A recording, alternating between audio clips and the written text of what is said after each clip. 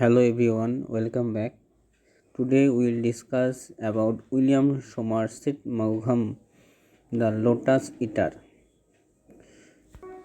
At first we will discuss about William Somerset Maugham. He was born in 1874 and died in 1965. Was a notable English novelist, dramatist, short story writer, and essayist. He was an immensely popular author whose works sold millions of copies. His career extended for some 60 years, as a result of which he was able to amass an enormous fortune. We are discussing about him because he is also a modern short story writer. Let's briefly discuss about his works.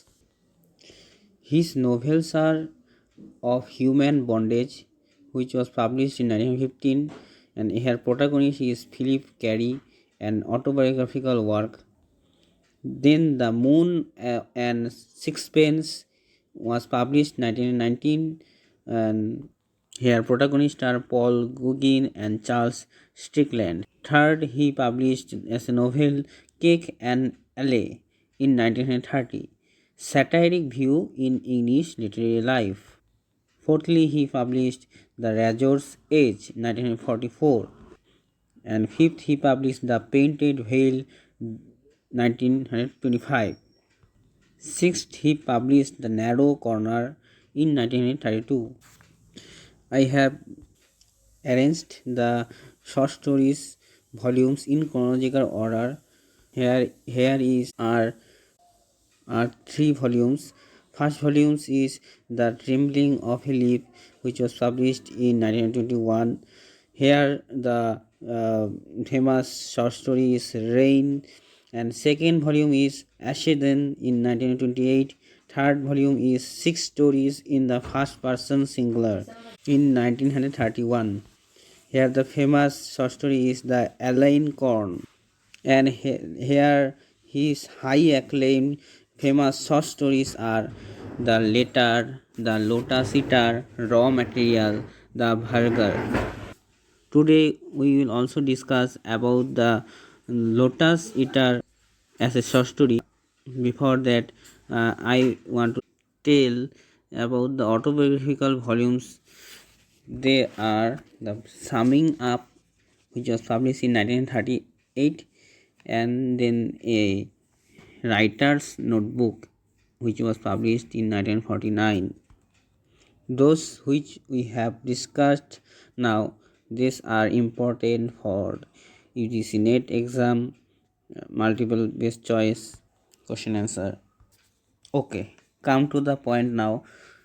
The content in detail. Most people resign to circumstances. A vast majority of people lead lives not according to their choice but according to circumstances in which they find themselves, though some fret finding themselves as misfits in their jobs and think that if circumstances had been otherwise they might have performed far better. The greater part accept their lot, if not with calmness, at least with resignation.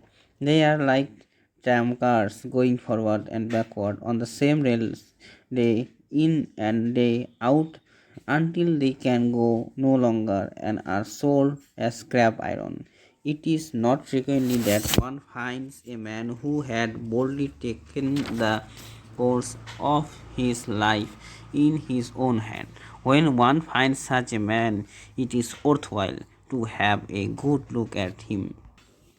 Come to the main point, the short story in brief, The Lotus Eater. Here, most people lead humdrum, dull, routine-bound lives that circumstances thrust upon them. It is not often, though, one finds a man who has boldly taken the course in his life into his own hands. Thomas Wilson was such a man. That is why I was curious to meet him. Wilson had done a bold thing, though it was not yet successfully completed. Instead of working like most of us, he had given up his job and decided to lead a leisurely life in Capri. However, from his neat, prime face, it could not be thought that he was capable of doing such an unconventional act. At my suggestion, my friend asked him to have a drink with us at Morgano's. His shirt and trousers were much creased and none would clean. He wore a pair of old rough sole shoes. His face indicated that he was good looking in his youth. We sat in the garden. The host's beautiful wife gossiped with us for some time. After the drink, Wilson got up and left us. I told my friend that he was not one who could do a bold thing. He seemed to be an ordinary man of business who had retired on a comfortable income. My friend did not agree with my assessment. We met Wilson again at the baths of Tiberius. While my friend was swimming, I talked alone with him and realized that his knowledge in the early history of Rome was perfect. I asked him how long he had been here. 15 years, he said. Then he further stated that he fell in love with the place at first sight. He had certain similarity with the fictitious story of the German who came here to have lunch and a look at the Blue Grotto, but stayed 40 years. In his case, it would not be 40 but 25. Still, it was better than a dull and boring life. I wanted him to go on, but it was interrupted by my friend's arrival. However, the last word he said made me think that there might be some truth in his story after all. I had another occasion of talking long with Wilson. We first climbed a mountain and then got back by nightfall to an inn to dine and drink. We were sitting in the garden beside a vine laden with grapes. The light was not sufficient for eating but good for exchanging secrets. By the time we finished the second bottle of wine, we felt that there was nothing much wrong with life. After dessert, we drank coffee and strega. The proper mood being created, Wilson remarked that leisure is the most priceless thing a man can have, and most men don't even know that it is something to be aimed at. They work for work's sake without realizing that the only object of work is to obtain leisure. Wine had a good effect on him. He began, "You remains the past. It was full moon the first time I came to Capri," he said. "It seemed to be like yesterday, though I have spent here 15 years. It seemed like a month." What made him laugh the island was not the Capri wine, but the shape of the island. The jabbering people, the hotel tows, the moon and the sea, and the oleander in the hotel garden, they cast their full charm on him. Wilson felt thirsty, and I again filled his glass with wine. He went on. "I bathed and found it not bad. Fortunately, I also saw the feast of the Assumption being celebrated then and enjoyed it much. One night I had a look at the Faraglioni by moonlight. If the Fates had wanted me to go on as a bank manager, they ought not to have let me see it." The beautiful and peaceful scenery had a firm hold on him. He said to himself, why should he go back? After all, he had no one dependent on him. His wife and daughter were already dead, and his uncle had settled in Australia before his birth, and only child. No one was perhaps more lonely than he was. There was therefore no reason why he should not do exactly what he wanted. He had been walking since he was 17. All he could look forward to was doing the same old things day after day till he retired on a pension. He said to himself, is pension worth this long and dreary work? What is wrong if he gives up service and spends the rest of his life here? However, his business training forbade him to take a hasty step. He decided to go back home to think it over. Perhaps his return to London might make him change his mind. In this way, he foolishly wasted 1 full year. The beautiful scenes of Capri began to haunt him. The only things that bothered him was whether he was justified in not working like others. But the reading of a history book by Marion Crawford helped him to drive away all his hesitation. Money was a real difficulty. The bank gave him gratuity instead of pension. With this, the sale of his house and his savings, he bought an annuity for 25 years and came back to Capri. He was 35 then. Already he had spent 15 years here, and his annuity would bear his expenses up to 60. 25 years, according to him, was a long time. Many people die for that. After 25 years of perfect happiness, one ought to be satisfied and stop continuing it. He did not say what he would do after 60, but his intention was clear. It was his own life, and I did not see why he should not do what he liked with it. I learned that the life he had led was a harmless one. He lived thriftily, played the piano, and the patience and guarded his independence of spirit. It might be a selfish existence. If he was of no use to anybody, he did at least nobody any harm. I would never have given him a second thought had I not known that on a certain day 10 years from now, he would deliberately take leave of the world he loved so well. The First World War brought many changes. My friend had moved to a smaller place for which I had to put up at a hotel when after 13 years I went to Capri again. My friend in course of talk referred to Wilson. With a little shock I wanted to know if he had committed suicide as he had said he would do. My friend said that it was rather a grim story. I realized that although Wilson's plan was on the whole good, there was a flaw in it. It had never occurred to him that after 25 years of perfect happiness, his character would gradually lose its strength as his will grew important.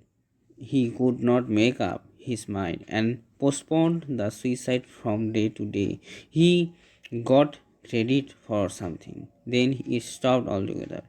His landlord gave him notice to leave the house unless he paid up the arrears of rent before a certain date. The day before he closed the door and the window and lit a brazier of charcoal. Next morning, Asunta, his servant, found him senseless but alive.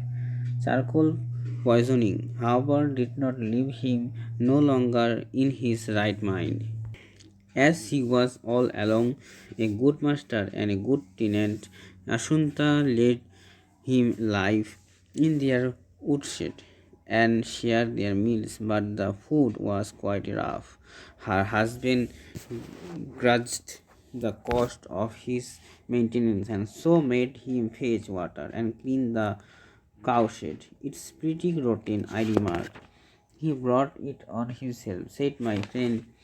One day, while we were walking along an olive grove, my friend said that Wilson was over there. Out of the corners of my eyes, I saw a man hiding behind an olive tree. As we passed, I heard the sound of someone running in fear. That was the last I saw of Wilson. He died last year after enduring a hard life for 6 years. He was found one morning on the mountainside, lying quite peacefully. From where he lay, he had been able to see those two great rocks called the Faraglioni standing out of the sea. It was full moon, and he must have gone there to see them by moonlight. Perhaps he died of the beauty of the sight. Okay, we have completed the story in brief. Now we are coming to the title. Let's start. It is Homer who first mentioned of the lotus eaters in his epic Odyssey, book 9. After wandering for 9 days on a storm-tossed sea, Ulysses and his sailor saw the land of the lotus eaters. What followed then is described below in the words of Ulysses. On the 10th day we set foot on the land of the lotus eaters, who ate a flowery food, and there we set foot on shore and drew us water. And forthwith my shipmates took their noonday meal by the ships. But when we had tasted our food and drink, I sent forward shipmates to go and ask what manner of men they might be who lived in the land, having picked out of 2 men and sent a third with them to be a herald. So the sailors went straightway and mingled with the lotus eaters.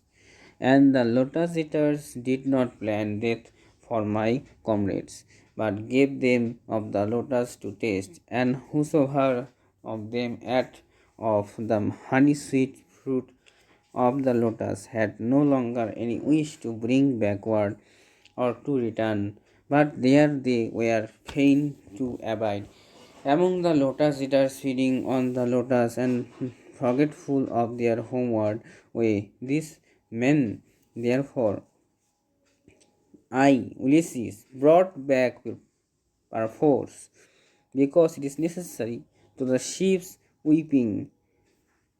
The story of the lotus eaters, as narrated by Homer, entered into the cultural history of the English speaking nations. As a result, the term lotus eater has found entry in the dictionaries. According to Longman's Dictionary of Contemporary English, the word lotus eater means a person who leads a lazy, dreamy life and is not concerned with the business of the world. A.S. Hornby, in his Advanced Learner's Dictionary of Current English, has defined it as a person who gives himself up to indolent enjoyment. The basic characteristics of the lotus eater are that he is pleasantly dreamy, forgetful, and indolent. There is no doubt that by naming his story The Lotus Eater, Maugham singles out Thomas Wilson, who is also its principal character. The title is applied to him because he possessed all the chief characteristics of such a man. We intend to discuss them in detail in the following paragraphs. In Homer's story, the eating of the lotus fruit made Ulysses' sailors to be forgetful of their homeland. The fruit brought in them such a change that they were devoid of any desire of going back home. Though Wilson had never tasted such a fruit, we find in him such an aversion for returning to the homeland. Capri cast such a hypnotic charm on him that during his last year's stay in London he was much haunted by the scenic beauties of the Italian seashore. It may be argued that as he had no relatives in England, there is no point in his going back there. This argument, however, does not seem tenable to us. Wilson was born and brought up in England and had spent as many as 35 years of his life there. A return to that place, even though for a short while, is but natural in the case of any man. Yet Wilson never thought of going back there. Like the Greek lotus eaters, he also became totally forgetful of his homeland. The beauty of Capri filled his mind so much that he had no desire left to ever visit or think of the place where he was born. Again, like the lotus eaters of the Homeric epic, Wilson was fond of leading a life of indolence. By resigning from service, he snapped his link with the busy and active life of the world. He was so much against the dull monotony of a long routine bound life that he described it as a poke in the eye with a sharp stick. As leisure was a priceless thing to him, he began to lead an indolent life in Capri. There was no hurry in his life. He bathed and walked, read and smoked, played the piano, and the patients dined and drank occasionally at the local restaurant and greatly admired the natural scenery. Though he was careless in respect of dressing, there was no want of comfort in the house in which he lived. He lived thriftily, but with sufficient comfort. We may thus say that his enjoyment of leisure and the leading of a life of indolence really marked him as a lotus eater. Finally, we notice that he led a life dreamy contentment. If he was of no use to anyone, it is also true that he did nobody any harm. His only passion was for the beauty of nature, and he sought felicity in the simple and natural things that life offers to everyone. This passion grew so dominant in him that he gave up a promising career and came to a lovely corner of the earth to pass his time looking at the sea or the moon and the Faraglioni or Vesuvius with a great red plum smoke rising up from it, the oleander, or the grapevine laden with juicy grapes. Indeed, he fell so much in love with Capri that even the jabbering people or the hotel touts did not create any untoward feeling in him. The same love caused him to take a long walk to have a look at the blue grotto or a swim in the baths of Tiberius. His end was also in harmony with his love of a dreamy life. His body was found one morning on the mountainside where he obviously went to see those two great rocks called the Faraglioni bathed in the splendor of the full moon. There is little doubt that he died of the beauty of the sight. All these characteristics of Wilson clearly shows that the title of Maugham's present story is correctly chosen and appropriate. Then shortly we can say the title of the piece has been taken from an ancient described in book 9 of Homer's epic The Odyssey. After wandering for 9 days on the surface of a storm-tossed sea, Ulysses and his companion, while returning from Troy after burning the city, set foot on the 10th day on the beautiful island where lived a strange people who fed on the lotus fruit that made them forgetful, dreamily contented, and lethargic in nature. Some companions of Ulysses ate the fruit, as a result of which they became lazy and dreamy and gave up all intentions of going back home after hard rowing across a turbulent sea. From this comes the word lotus eater, which means a person who leads a lazy, dreamy life and is not concerned with the business of the world. In Thomas Wilson, we find three characteristics. He is in love with the natural scenery of Capri. He led a dreamy and contented life of indolence, and he forgot all about his homeland, England. We must agree, therefore, that Maugham has chosen an apt title for his story here. Thank you.